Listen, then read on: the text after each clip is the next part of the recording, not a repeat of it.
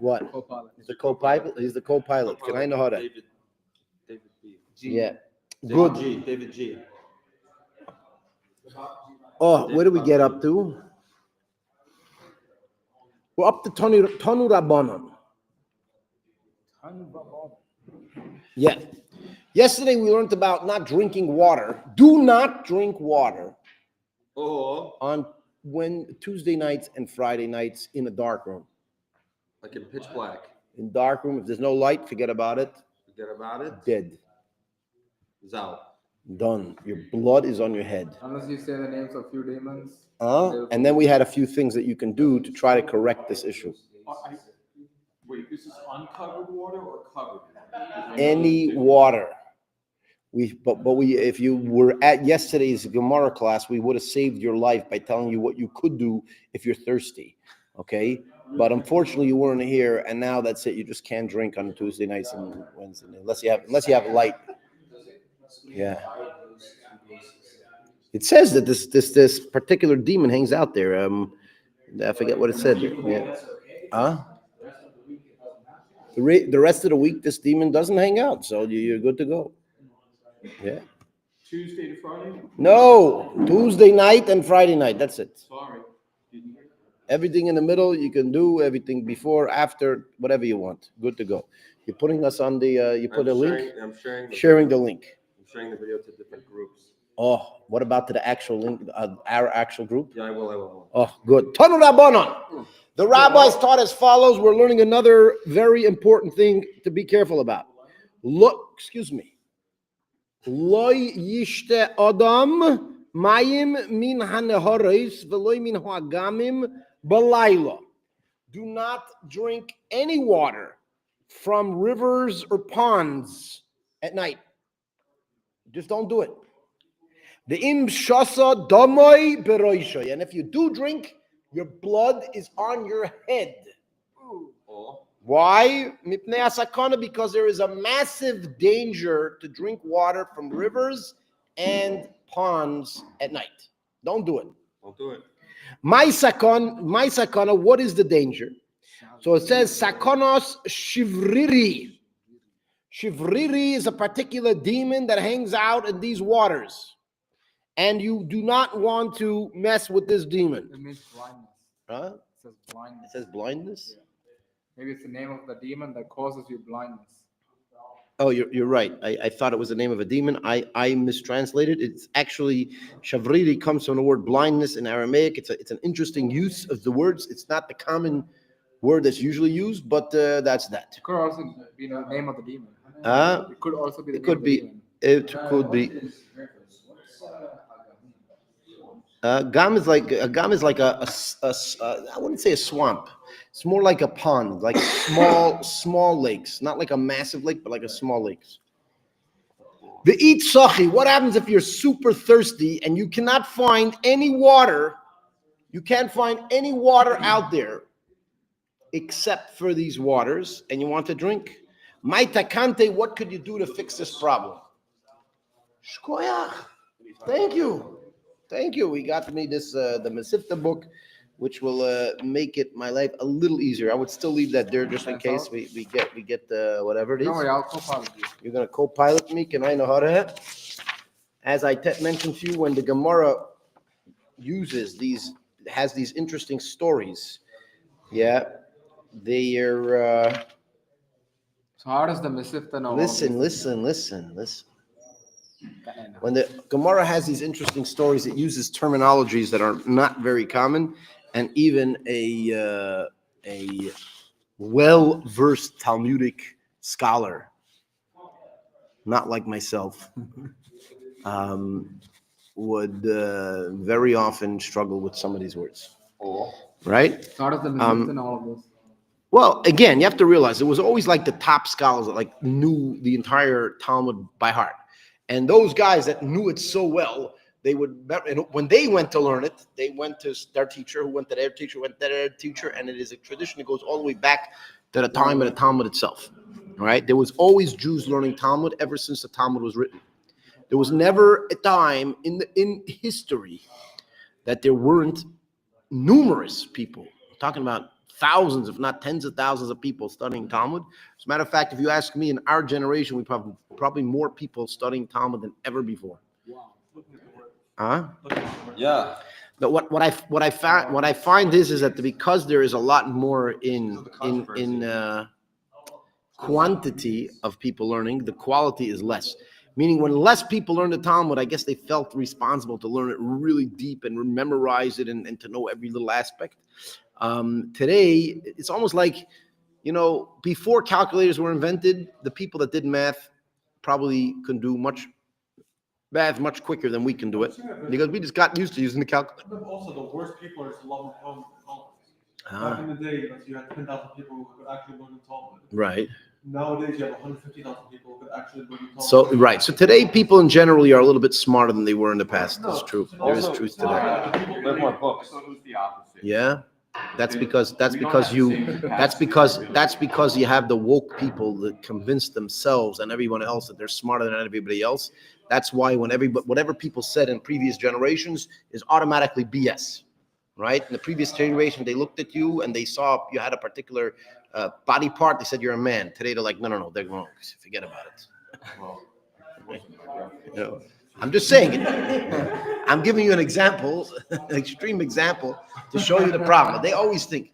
What I would suggest is, I think the average person today is probably smarter than the average person throughout history, but the smart people in the past are I would believe, a lot smarter than people in today. Meaning that if they, no, I think we're smarter, because in the olden days, they never needed to analyze things, right? There were people that from the age of 6, they were farmers and they did literally the same thing over and over and over for their entire life. They never had the option or the ability to deal with anything more complex than what they did. And they never did it. So their brains weren't developed enough to do this, right? However, the individuals that actually set aside time and started delving into brilliance and ideas, etc., I think they were much more capable than today. Again, as I said, it's my belief. You can argue, you cannot argue. I think that the average person today is much smarter than an average person, say, 200 years ago. But the smart people 200 years ago, I think, were a lot smarter than the smart people today. Right? Although we may have more access to things that they don't. Anyway, that's just my opinion. You don't like it, you lump it. You ever heard that? You don't like it, lump it. Tough noogies. You ever heard that? Yeah. Good. All right, let's continue with the Gemaras. We want to know the spooky stuff about the demons over here. More important than all this other stuff. Okay, good. By the way, what did you say regarding if you can't find any water at night? So that's exactly what we're about to say. That's where we're up to. We're going to tell you again, if any time at night, do not drink water from rivers or ponds or ponds. So again, ponds. All right. Good. I drink water from ponds. So it's, as it said, v'id sachi, if you're extremely thirsty and you want to know what to do.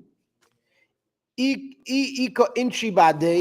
there are other people present with you, you should say to that person that's with you, Plonya bar Plonisa. Whatever the person's name is, the son of your mother. And you have to say the mother's name. You don't say the son of your mother, you son of the mother's name. Sochino Maya. I'm thirsty for water. That's what you say. Mm-hmm. Yeah.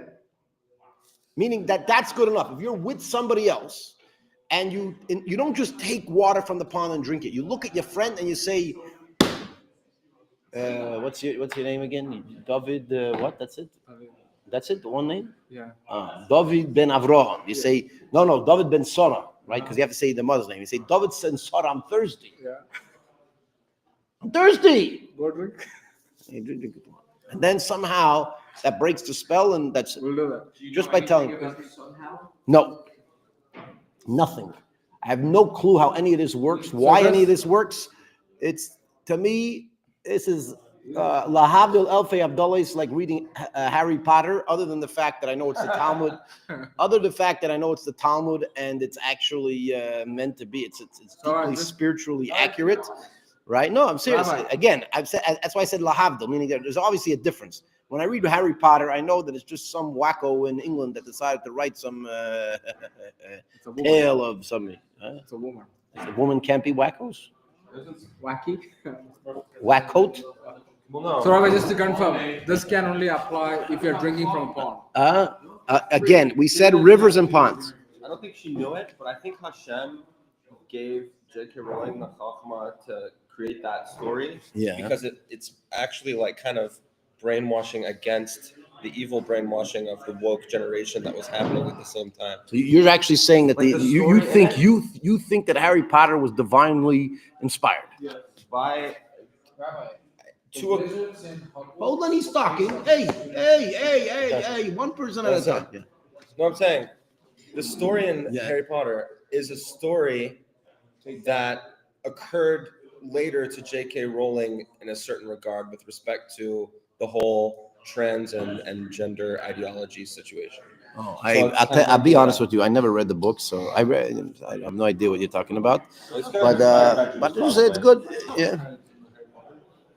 No, you're not missing what I'm saying. Anyways, did you read Harry Potter, the whole thing, cover to cover? I've read it, watched the movie. Yeah. What's more interesting, that or Gemara? Don't say. Shh. Lord of the Rings. Lord of the Rings. That's right. Was that also divinely inspired? Have you ever read Was that? that divinely inspired? Everything is at some degree. Have you ever? I did not read Lord of the Rings, but I was in the area where it was filmed. New Zealand. The museum. Rabbi, let's continue. I think We're going to continue. We're getting up.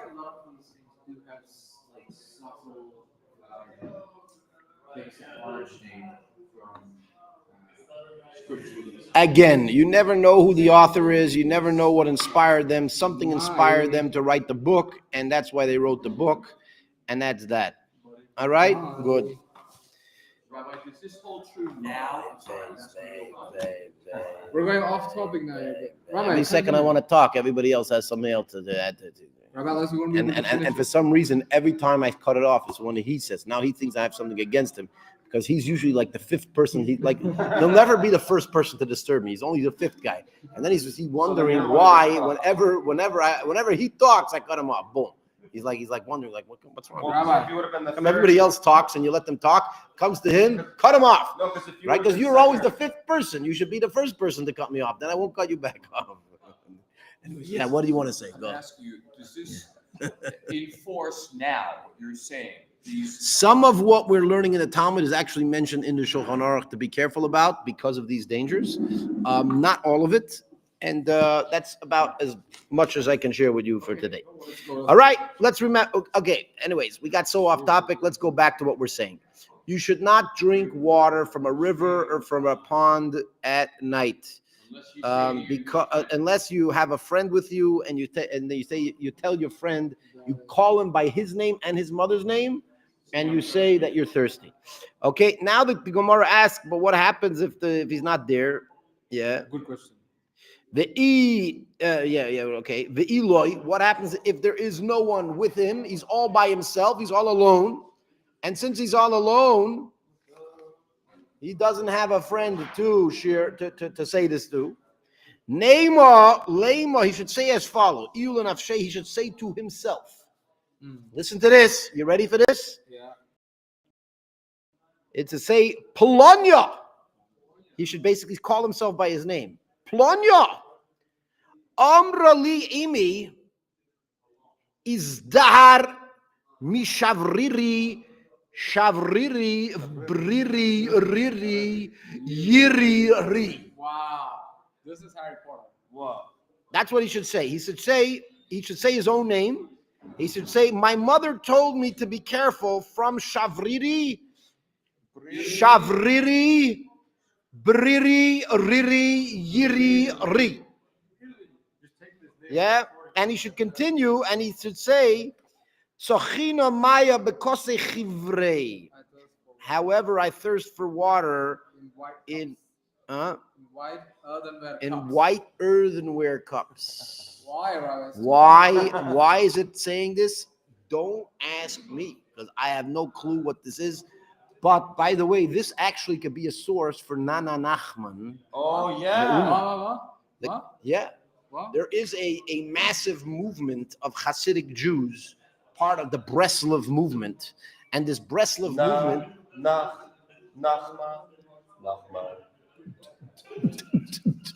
There you go. Right, They right, like tell dancing. And this Breslov movement that's out there, these guys, they had all Hasidic movements had like a master rabbi. Most Hasidic movements have master rabbis that are alive, and you would go to them, you'd meet them, you would discuss with them, they would give you counsel. The Breslov movement, they had one founding rabbi, and they never appointed a rabbi afterwards. So they still till today follow this rabbi from 200 years ago called Nachman. And it was approximately something like 70 years ago, where one of these guys were praying in a synagogue and asked to connect with this holy rabbi Nachman, and this paper fell down from the ceiling and says that if you want to connect with me, you should say my name, but by saying the full name, and each time cutting out one letter. So they do, they do it the other way. No, they do the other way. They start with one letter of his name, and then they repeat it and say each one at a time. So they go Nach, Nachma, Nachman, Me'uman. No, I think they do. I think after them. So drawing it down, they're adding a letter from the first letter. So over here, to like push it away, push it up, you're starting with the full name and then removing the front letter each time. Yaakov David is a Whoa, serious wow. catalyst. Maybe that's it. Maybe that if you want to draw it closer, maybe if you want closer, you say their name one letter, adding one letter at a time. But if you want to push them away, if you want to repel it, you say the whole name and then one letter less every time. That kind of like, ooh, and then it goes away.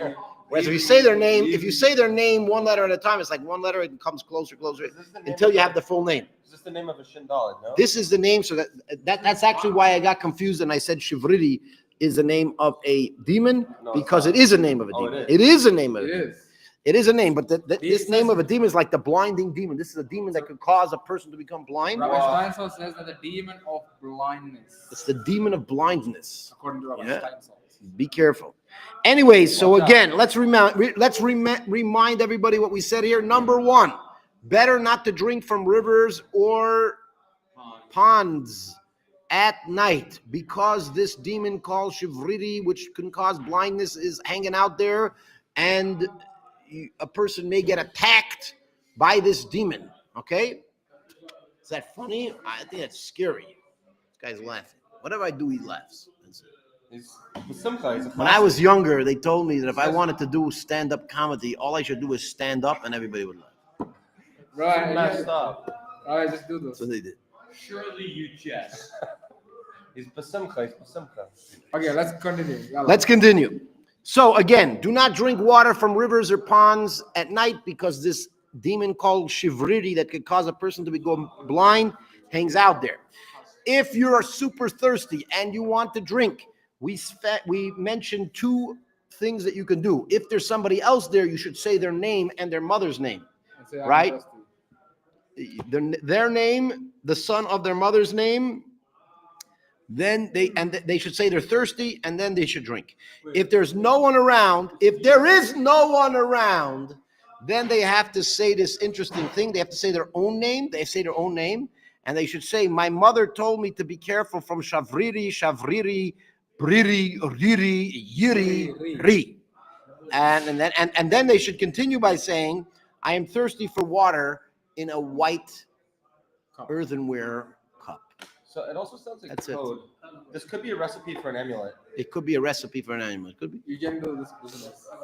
But by the way, it's very interesting that he learned this out. That he learned out the Kabbalistic trick that if you want to get rid of an evil, or you want to get rid of a spirit, you say their name, your full name, and then you diminish it. Whereas if you want to draw to you a spirit, you say the full. You say one letter of their name and then add one until it kind of. Let me try. Ready? No. Don't bring any spirits over here. No, I'm not doing the spirit. Obama. Oh, don't bring it. Mama. Mama. Ma. Oh, you want him out of here. You want him out of here. Should we Let's do get rid of Obama. What? Do you think we can do the rabbi? I hate to break it to you that Obama is no longer president. All right. His third term's over, but he's going to go for a fourth term. You think he's going to go for a fourth term? Probably with AOC as the puppet. AOC is going to be his puppet? Rabbi, do you think we can do this with the rabbi with the oil? Huh? To do what? To draw the Rebbe? You want to speak to the Rebbe? I don't know. Do you think he must have? Go for it. I'm not going to tell you what to do. You want to do it? Go for it. All right. Let's continue. Shh. Oh, here's a question on the Gemara. By the way, anybody online out there, you can definitely ask a question on topic. If you ask a question on the topic that we're discussing, it comes onto our thing. You put it in the comments. It comes onto our screen, and then we can answer you live if it's a question that's relevant to our discussion. If it's not, sei gesund. All right. All right. Shmuel had a question. Yeah. What? Well, how can you say that the other person's thirsty? What? Well, inish hadi loyni bar place extended line. Huh? Inish hadi. The person's thirsty. What should he do? Much content. What should he do? No, he's saying I am. He says their name and the son of their mother. He says I am thirsty for water. So wait, what do you mention nothing? Oh, you said. You're almost like you're calling them. You're basically pointing out to this demon that there's another person with you, and you're naming that person that's with you. You're thirsty. You're saying that you're thirsty. You're telling him that you're thirsty. Yeah, 100%. All right, weitergegangen. Okay, let's continue. Right now, we actually got to 2 dots, which means that officially we finished this entire discussion of the Talmud, which a lot of you are like, oy vey, we're not going to be dealing with any of the superstitious stuff anymore. Oh, I missed it so much. How could you stop, etc. However, I will forewarn you that the Gemara will continue discussing its original topic for a little bit, and then we're going to go right back to discussing these concepts. All right? So first of all, I want to remind you that we are discussing the Mishnaic teaching that on the night of Passover, when we do the Seder, which is going to happen Bezrat Hashem in 2 weeks from Saturday night. 2 weeks from Saturday night, we have the Seder over here. Over here? Yeah. In the yeshiva? I don't know. You can ask Rabbi Pasternak where our arrangement is going to be. But 2 weeks from this coming Saturday night, the Jewish people celebrate Passover, and we're going to have a Seder. And if you're not in Israel, you get a Seder also Sunday night. In Israel, we only get one Seder, right? Because in Israel, we're all Beseder the whole year, so we can be not Beseder. Huh? In Chutz La'aretz, they have 3 Yom Tov, correct. We only have 2, they have 3, correct. Yeah. You look like a demon now. Huh? Anyways, so what we said, are you listening? You listening? We said that during this Seder, every person is required to drink 4 cups of wine. Okay? These Jews, they get any excuse to drink. No, chas v'shalom. We only some of the days we drink. Pesach is one of them, but we drink. Right? The Muslims, they're not allowed to drink wine. Jews have to drink wine. That's probably why the Muslims don't drink wine. They heard the Jews are drinking, forget it. So. Forget about it. Gotta do the other one. Huh? They don't have to eat pig? What do you mean? I think they're not allowed to eat pig. No, the Christians, Oh, you think they should want to eat no, the pig? Christians have to. I actually had a conversation. I had a conversation recently with a Muslim, and he told me, yeah, we don't eat all the impure animals. I'm like, you eat camel? He's like, of course we eat camel. I said, well, it says clearly in the Torah that you're not allowed to eat camel. So why eating camel? Why eating horse? Why do you eat camel? So they don't. They want to eat. Why do you eat horse beef? They don't eat pig. I'm not sure what other animals they don't. They don't eat all animals. There's certain animals. They ate all the stuff. Everything else. Prawns, lobster, shellfish. Yeah, that's crab. it. Yeah, they ate all that stuff. It also depends which Muslims. Certain Muslims have a longer list. Again, I'm telling you, certain Muslims have a longer list of what they do. When the Muslims, when they learn of it, how do you go against the Bible and do like God wants? Such a very interesting question. Like, how can a Christian not? Did you just ask how could a person do something wrong and excuse himself for doing it right? Do you actually wonder how that No, works? because they believe that the Torah is corrupt. Huh? Yeah, how do they get the Bible's not true to them anymore? Huh? You're asking again. You're making as if you've never encountered a situation where a person did something wrong and argued that they're actually doing what's right. Never happened to you? No, it's happened. It's happened. So it happens in religion too, and that's it, right? There's two colonialist movements in the world. Throughout history, there was actually only two colonialist movements ever in the world. One was called Christianity and one was called Islam. That's it. They're the only two globalist colonialist movements. Each one, both the Christians and the Muslims, they each colonized based on different countries. So for a while, England was the real colonizer, but it was all about colonizing Christianity to the rest of the world. And so was many other Christian movements as well as Muslim movements. They wanted to colonize the whole world, right? And part of colonization, just like colonization, is when you go to somebody else's land and you say that it's really yours, and you have to make every argument to lie. You're stealing somebody's land and you're saying it's yours, right? So these colonialist movements still do this till today. They take people's land and they say that it's theirs. They not only do they take people's lands, they take people's beliefs. They take people's traditions and they say that it's really theirs too. Both Christians and Muslims have been doing this to the Jews ever since they started. They basically say, no, this is the Bible is ours. We own it. Who gave you the right to, who gave you the Torah? No one gave the Torah. Somebody gave the Christians the Torah? No. The Torah was given to the Jews. Somebody give the Muslims the Torah? No, the Torah was given to the Jews. If you want to follow the Torah by connecting to the Jews and saying, listen, we're following the Torah, the influence of the Torah, because it comes from the nation of Israel, fine. That's good. Go do it. But you want to make up that you own the Torah and all of a sudden you have the, That's for sure. they don't. Again, it's literally, it's part of a gangster, bully, colonialist movement. And if anybody doesn't like colonialism, convert the heck out of Christianity and Islam, because they are the only ones. They're the only ones in history ever that had colonialist ideas. Meaning to go take somebody else's property, whether it is intellectual property or physical property or spiritual property, and basically claim that it was always theirs. Those are the only two movements that ever did that. The nation of Israel, the truth is, to be all honest, Israel technically did that when we came to Israel the first time in the time of Joshua, right? But even then, it wasn't a colonialist movement to take over the whole world. It was only a specific piece of land. Right, and it was because we were directly told by God through prophets at that time, which, by the way, the Christians and the Muslims today both believe in. Right, so you can't. I love it when a Palestinian comes and says, "We had the land from the time Joshua." First of all, it's historically BS. Okay, no one today has proof that they're far from any nation from the time of Joshua except for Jews. The Jewish nation are the only nation that has historic proof that we existed, that we are the same peoples that existed from that time. The Palestinians, they just make it up because it's part of their argument to steal the land, is they make up that they were here from the time of Joshua. But even if they were here from the time of Joshua, for argument's sake, so why don't you say, okay, so you were here from the time of Joshua, correct. Do you believe that Joshua was a prophet? Yeah. So a prophet basically said he gave us the land. So he kicked you out. Right? So your God, the God that you believe in, gave it to the Jews, right? Yeah. Right? And if they say no, they say, well, then you're a kafir in your own religious terms. Because they're a kafir. According to Islam, they're a kafir. Why? Because Islam believes in Moses. They believe in Joshua. Right? So if they're telling me that we own the land because we came here from before Joshua, so you're basically telling me Joshua didn't have the God-given right to take over the land? Okay, then you're a kafir.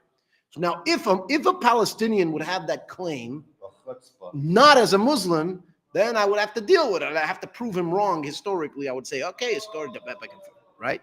That's if they claim they're not Muslim. But if they claim they're Muslim, they're like, we believe that this is God's word. You believe it's God's word. So what right do you have to take it back after God gave it to us? No, they believe that the Torah is correct. Of course they believe it's correct. They believe in Joshua. They believe in... They believe it's corrupted. First of all, the very fact that they believe is corrupted in itself, because they came only 1,500 years after the Torah, right? So to tell us that our Torah was corrupted is, but even that being said, the Muslims also do not argue that the land was stolen in the time of Joshua, and any Muslim sheikh whatever they call these guys, sheiks. What's the other Sheikh, name? sheikh. They have sheiks, the sheiks.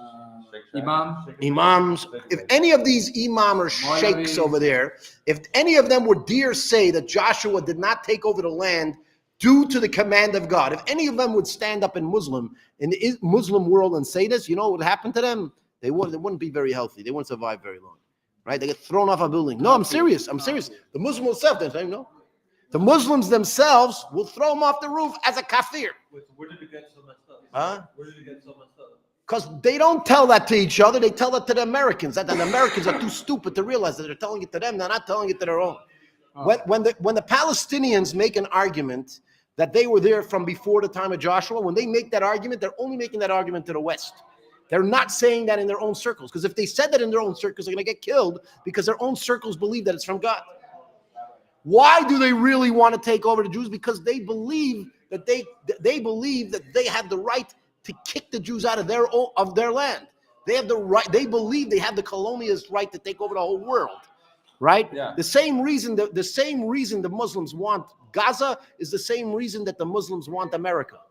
The same reason. There's no difference. The only difference is they at the current moment they think they have a better chance of taking Gaza than they do of America. Right. So that's what they're fighting. That's That's what what. Yeah. that's what they call the religion. What happened over here? Somebody said something. The Mongols would like a word. Huh? The Mongols Would like a word. I don't know what the Mongols are. I don't know who they are. Oh, that's colonizers. What? Oh, they are? But they were Christian colonizers, no? No, Who the Mongols? Oh, Islamic? Genghis Khan. Yeah, they were Islamic. I told you, one of the two. You go to, I'm telling you. By the way, I'm going to share with you a secret that I didn't share too long, and maybe I'm not sure if people online are, I don't know, maybe you should shut off the online. Don't tell them. No. This is very, very political.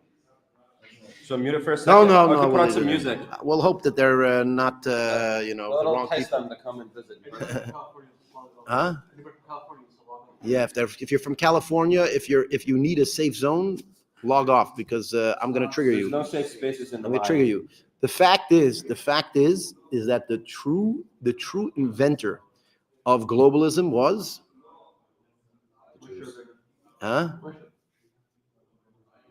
Judaism. The Jews invented globalism. However, there's one massive difference. There's one massive difference. What's that? Who what?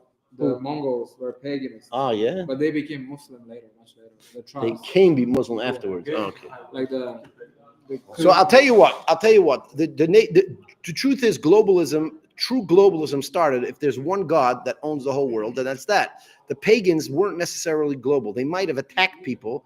They might have grew their forces, but they weren't global because they believed there was multiple gods. So maybe one God had one country and one God had a different country. The Jews that believed in one central God actually believe that there's a central God, there's a central moral system, and that central moral system is obligatory to the whole globe. I'm telling you.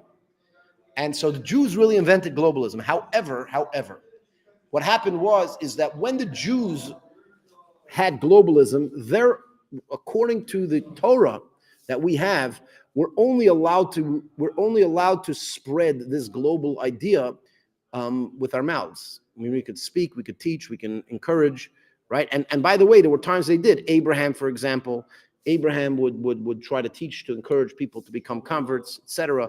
King Solomon, they would always try to teach and educate, and that was their only way that they felt that they were morally allowed to globalize.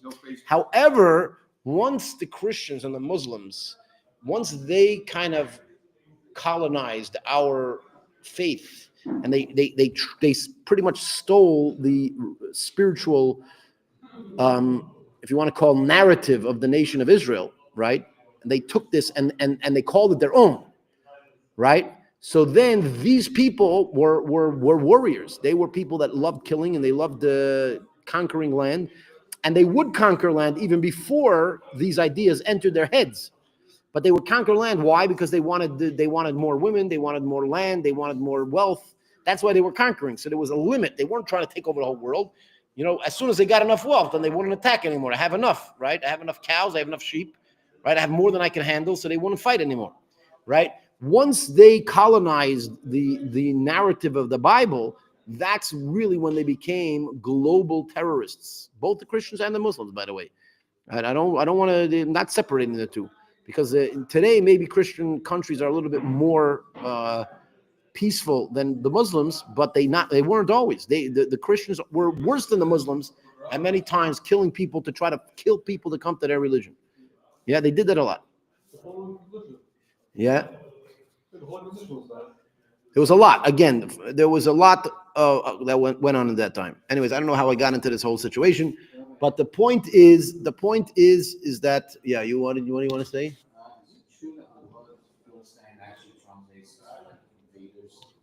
I heard that it does. I heard that there is an original, the original meaning of Philistine was like an invader. Yeah. Yeah. Let's go. First time that's mentioned is, in the Chumash is with. Yeah, which would be very interesting if these people are running around with signs saying "Free the invaders! Free the invaders!" They're definitely not. No. Genetically, no. No, the reason the Philistines were an ancient enemy of Israel that existed in the first temple period.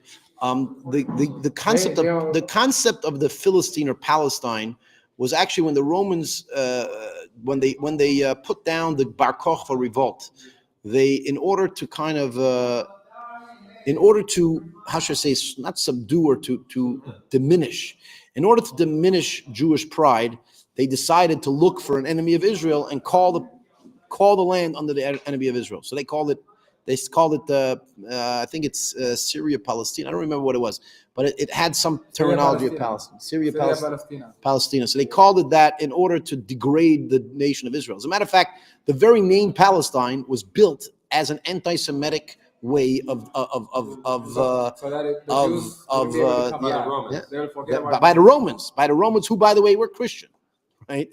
The Christians basically named Palestine, and now they were pagans. They were pagans originally, but by that time, I think they were already Christian. No. I believe that by that time. So that they could further push the pagan agenda. Right. So that's what I'm saying. What they did, what the true colonizers did was they really took their own philosophy, whatever it was, and they masked it in the Torah narrative, right? And by the way, that's what the Christians did, and that's also what Islam did.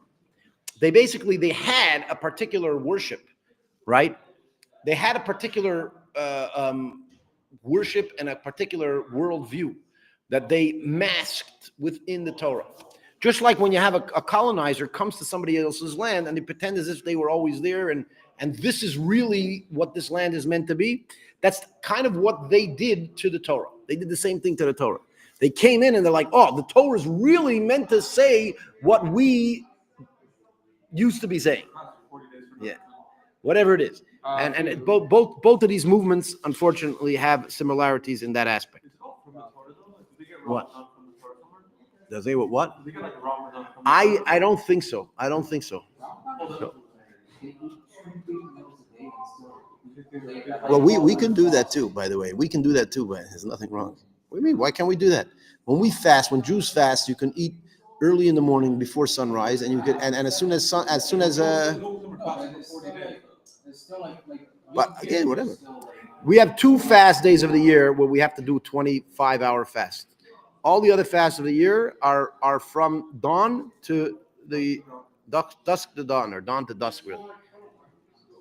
It depends on the day. Some days it's short. Anyways, I have no idea how we got so badly derailed from the Talmudic words over here. He's co-piloting me, schlepping me back. But let's go back to what we're saying. On the Pesach Seder, we drink 4 cups of wine. Now, in the Mishnah, it says that everyone is obligated to drink 4 cups of wine, and it says even a pauper that needs to collect from charity, they need to go to an organization and say, please help me with food. The charity organization must give him 4 cups of wine.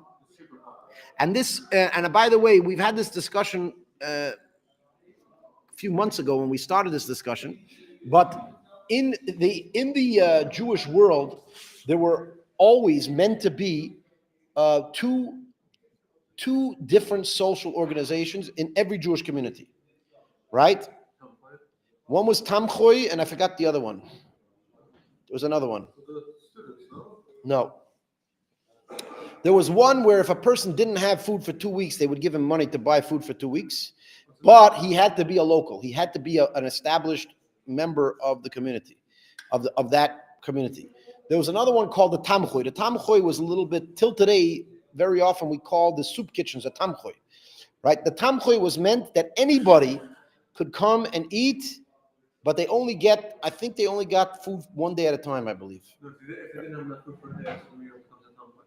Right, but even then, I think, 3 meals wouldn't be able to come to Talmud. right, if you owned enough resources for 3 meals, you couldn't come to Tamchoy. In other words, Tamchoy was literally, if you had no way to pay for your food for that day, they would give you food for that day. And by the way, very often they would give you actual food. They wouldn't necessarily give you money, right?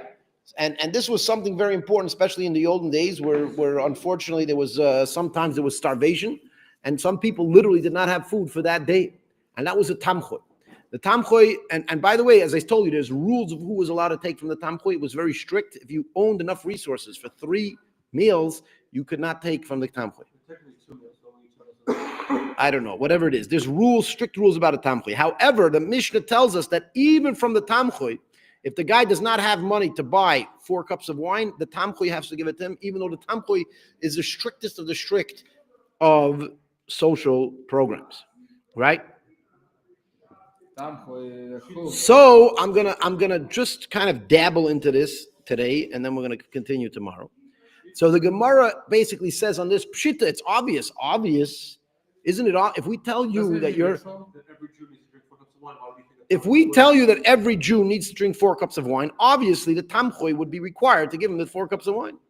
Why would we? In other words, the Gemara is saying it's simple, it's obvious that he would get it.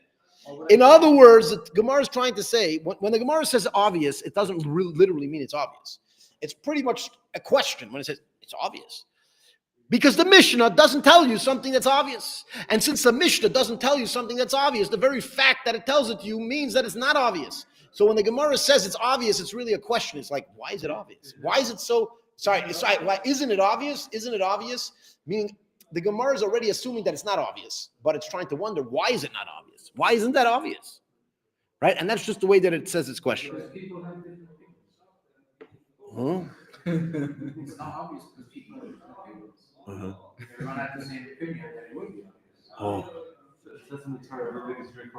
So obviously, the Talmudic scholars that said it was obvious, they had reason to think it's obvious. And obviously, the very fact that the Gemara asked the question means that the Gemara has information to tell you that it wasn't as simple as it sounds. No, you could say something like, someone who goes to the Talmud to get wine from himself, they could look at it and be like, oh, this guy's a drunk, we shouldn't give him wine. Who's a drunk? The guy going to get wine. Why? He has to drink 4 cups of wine. No, I'm not saying he is. I'm saying if he's an alcoholic, Yeah. right, then they might say, oh, we shouldn't give him wine even if it's for Pesach because he's an alcoholic. Why? Who says that that's if the guy's obligated, he's obligated. So anyways, let's continue. Pshita, it's obvious. So the Gemara says, Loi, it's not obvious. Nitzricha, it is in fact necessary to mention this. Ella afilu le Rabbi Akiva, because it's trying to tell you even according to Rabbi Akiva's opinion. The Amar Rabbi Akiva, the Amar that Rabbi Akiva says, Asay Shabbat chachol ve'al titztarech labriyes. Yeah. Hacha mishum pisur meinisa moidei. So Rabbi Akiva says, better make your Sabbath mundane than being needy to the creations. In other words, Rabbi Akiva basically says a person should do whatever is physically possible to ensure that they never need to rely on charity. Unfortunately, some Haredi Jews don't know what this is talking about, right? But it's true. No, by the way, it's very strict. It's even mentioned in Shulchan Aruch till today. You're not meant to make your Sabbath, so fancy off of other people. of other people's money. I mean, you're supposed to make it fancy, but that out of your own money. As a matter of fact, it says in Shulchan Aruch, even to borrow money, you could do it. You, if you want, you can borrow money, but you should not be basically bumming off other people a nice Shabbos meal. They shouldn't. So a guest doesn't apply there.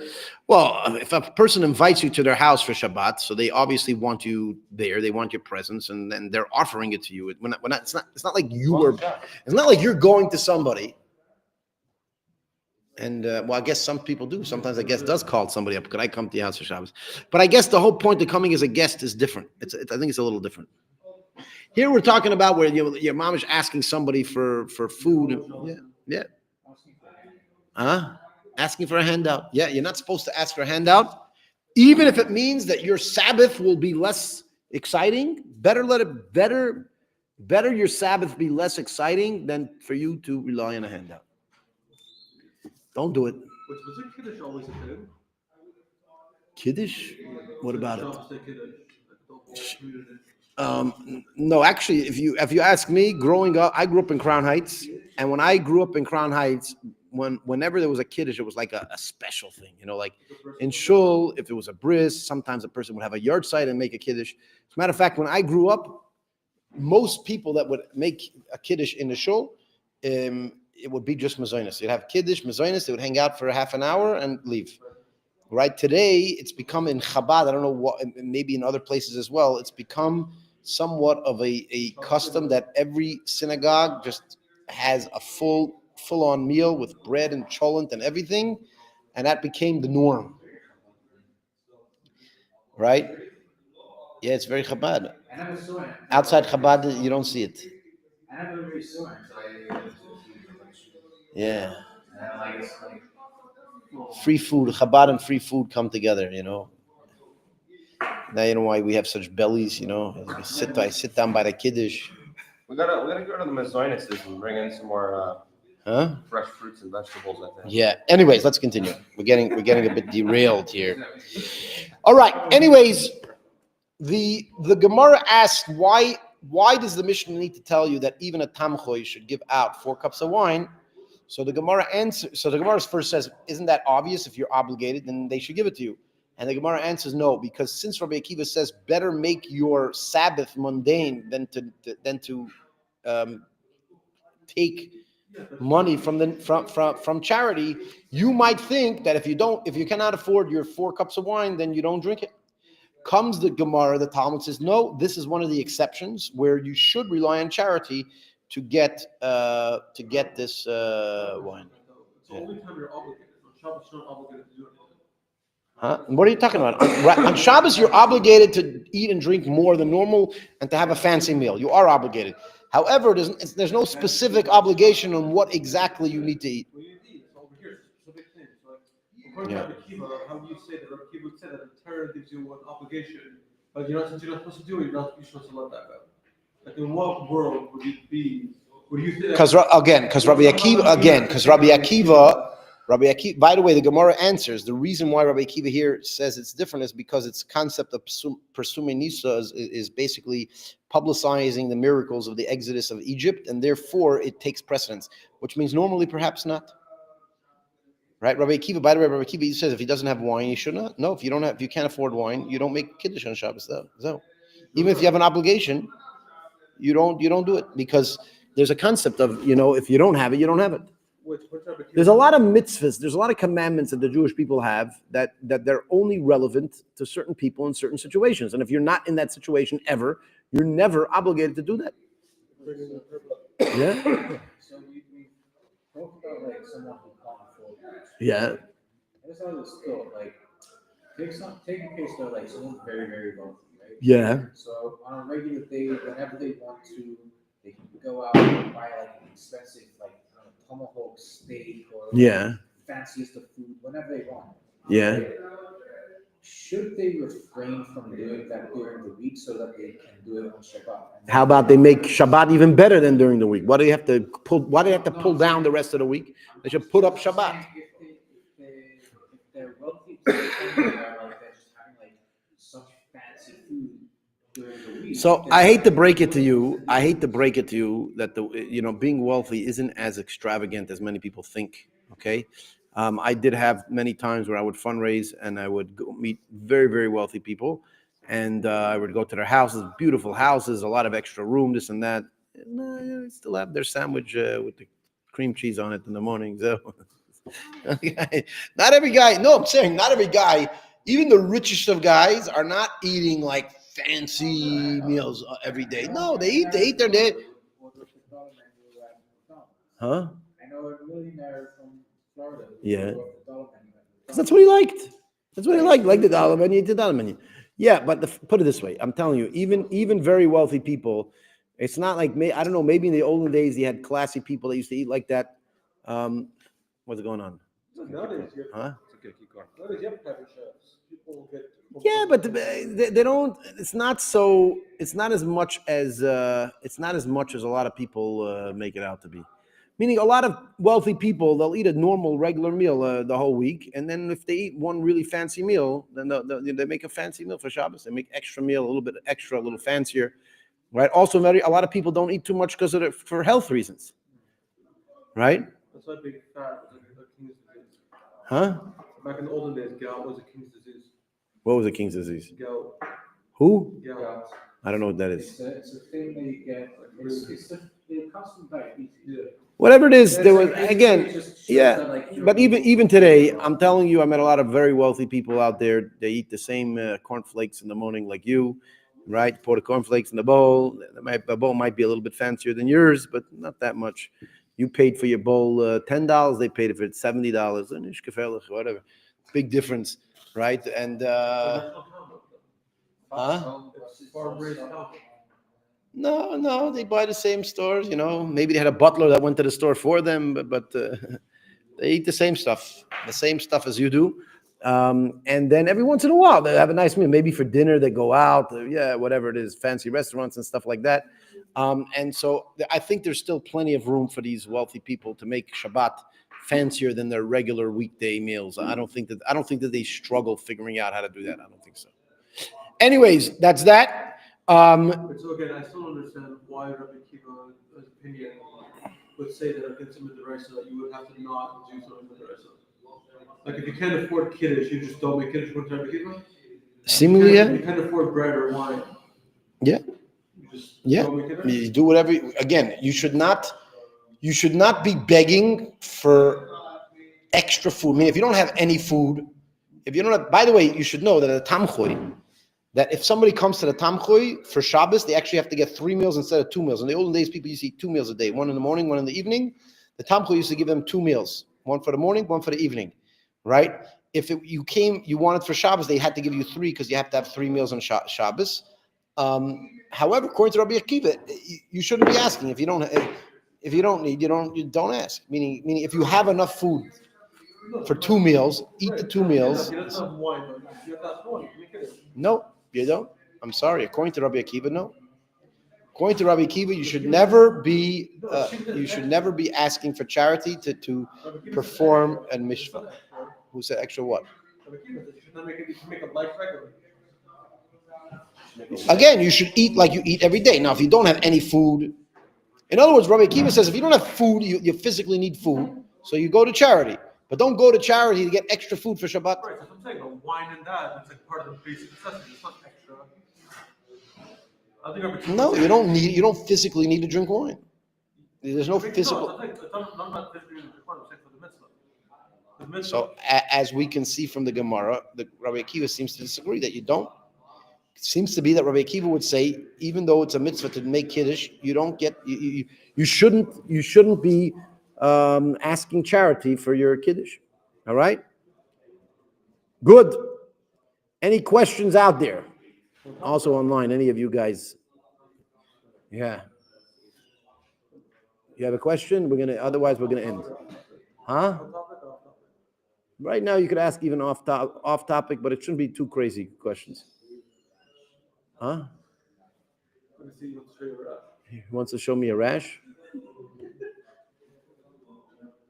Tell him to take a picture and email it.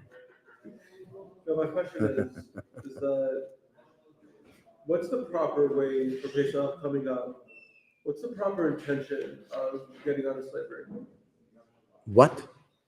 The Pesach coming up, what's the proper intentions to have? What's wrong? What's wrong with that intention? You can't have slavery. You're celebrating the fact that God made us a independent, free nation, and that's that. I don't know. Like, what's the intention, like in this day and age? How do you look at Pesach, like for this year, 5, 7, 8, 5? I still feel we're in slavery. I don't know. Other people may think otherwise. I still think we're in Yeah, slavery. like you're slave to your phone, you're slave to your addiction, you're slave to There's so much slavery today. The government, they say it's democratic and free, and it's not so democratic. It's not so free. And they speak about liberty. I'm not sure which liberty they're talking about. I don't know about. Right? If you want to drive a car, you have a whole bunch of requirements. Whatever you want to do. As a matter of fact, in democratic countries, there's less liberty in democratic countries than other countries. In countries that are not democratic, the only thing you got to do is listen to the boss, and that's that. He might tell you to do crazy stuff. Just do whatever he says. And so over here, whatever you're gonna do, you're gonna be bombarded. You want to fix your house. You want to do whatever you want to do. You're gonna be bombarded with requirements, right? Much more than dictatorships. The dictatorships, all right. So you put up with this idiot and his stupid ideas, right? But if you're in a democracy, forget about it. Like you have so many things. everybody's in charge. So Yeah. No, because what's it called? It's actually a thing that we're more peasants than we deal with peasants back in the day. Back in the day, they used to work 3-4 days a week. Yeah. During the summer. That's it. That's when they worked. When September, their family, they did what they had to do, and they lived. Good. Nowadays, you work 70-hour weeks. Yeah, it's true. 6 days a week. By the way, when I got married and I just started trying to get involved in supporting a family, I could not get over the fact that where I lived at the time in Brooklyn, you would work an entire salary just to get a place to live. Right? Now, if you were a slave, you would get a place to live plus food. Oh yeah. Clothes. Food, clothes, you get the whole thing. Today, you could work your entire life just to have a building to live. Right. Right. Well, either one, But now we're yeah. more free than ever. Like, how did the West get Depends where. The truth, I'll be honest with you, there is a level of freedom if you.